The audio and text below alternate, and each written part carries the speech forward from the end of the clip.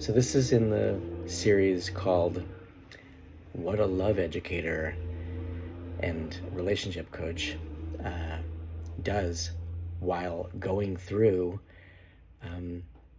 the process of getting interested in somebody.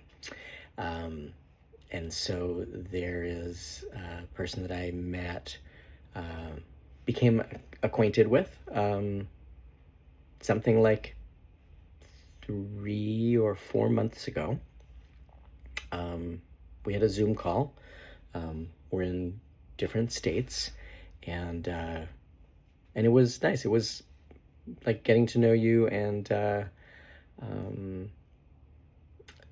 seeing how many people we know in common. It was not so much that. It was more like all the different things, areas of interest that we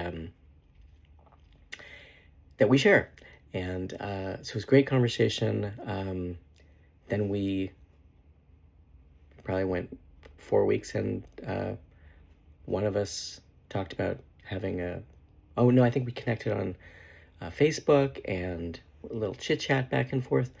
And it just kind of continued bubbling. It was like, that's nice. That's sweet. A little fondness. And then at some point, there was another communication. It might have been an email or something.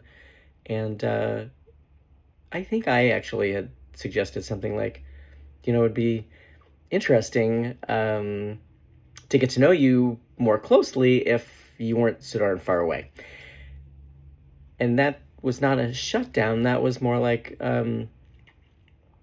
more of a acknowledging, like coming from authenticity and also intention and interest.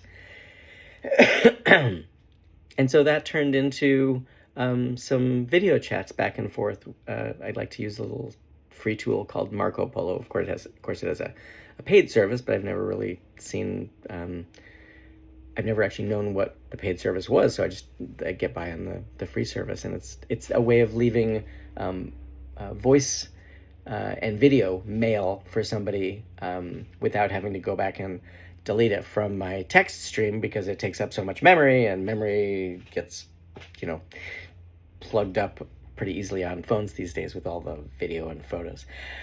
Back to the relationship cultivation process. So so catching, I think I'm just gonna stop the video there, and then this is a 3-minute video, and then in my next video I will talk about some of the criteria that kept putting from the dialogue dating process that I teach, that kept adding to the green lights. So, Paul, Aaron, Travis for the School for Love.